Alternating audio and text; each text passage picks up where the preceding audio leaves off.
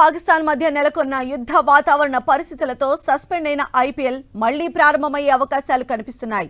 ఈ నెల 16న లేదా 17న ఆరంభమయ్యే ఛాన్స్ ఉంది. కాల్పుల విరమణ ప్రకటనతో ఐపీఎల్కు మార్గం సుగమమైనట్లుగా తెలుస్తోంది. అయితే టోర్నీ తిరిగి ప్రారంభం కావడం అన్నది ప్రభుత్వ నిర్ణయంపై ఆధారపడి ఉంది.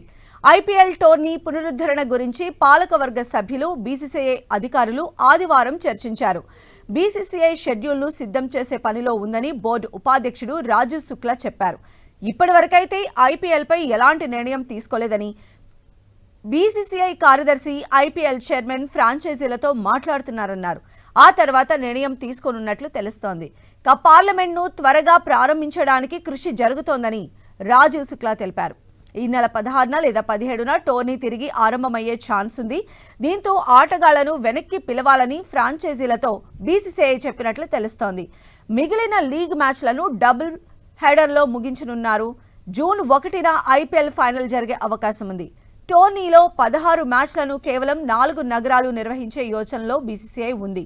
హైదరాబాద్, చెన్నై, కోల్కతా, బెంగళూరులో మిగిలిన మ్యాచ్లు నిర్వహించే ఛాన్స్ ఉంది. చెన్నై, రాజస్థాన్, సన్ రైజర్స్ ఇప్పటికే ప్లే ఆఫ్స్ రేసు నుంచి నిష్క్రమించాయి. ఐపీఎల్ను తిరిగి ప్రారంభించడానికి ప్రభుత్వ అనుమతి తప్పనిసరి అని బీసీసీఐ కార్యదర్శి దేవజిత్ సైకియా అన్నారు. వచ్చే కొన్ని రోజుల్లో ఫ్రాంచైజీలు, ప్రసాదదారు, స్పాన్సర్లు మిగతా మ్యాచ్లకు ఆతిథ్యం ఇవ్వాల్సిన రాష్ట్ర సంఘాలతో సంప్రదింపులు మొదలు పెడతామన్నారు. ఆ తర్వాత ఐపీఎల్ పునరుద్ధరణపై నిర్ణయం తీసుకుంటామని స్పష్టం చేశారు. అయితే లీగ్ తిరిగి ప్రారంభించడానికి ప్రభుత్వ అనుమతి తప్పనిసరని తెలిపారు.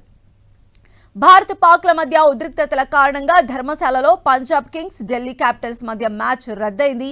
మ్యాచ్ ఆగిపోయే సమయానికి పంజాబ్ 10.1 ఓవర్లో వికెట్ నష్టానికి 122 పరుగులు చేసింది. ఆ మ్యాచ్ను కొనసాగించడం లేదా మొదటి నుంచి నిర్వహించడం ఉండకపోవచ్చు. రెండు జట్లకు చెరో పాయింట్ ఇచ్చే అవకాశం ఉంది. భారత్ పాకిస్తాన్ కాల్పుల విరమణ తర్వాత తిరిగి సాధనను మొదలుపెట్టిన తొలి జట్టుగా గుజరాత్ టైటాన్స్ నిలిచింది. ప్రస్తుతం 16 పాయింట్లతో పాయింట్ల పట్టికలో అగ్రస్థానంలో ఉన్న ఆ జట్టు ఆదివారం అహ్మదాబాద్లోని నరేంద్ర మోదీ స్టేడియంలో ప్రాక్టీస్ చేసింది.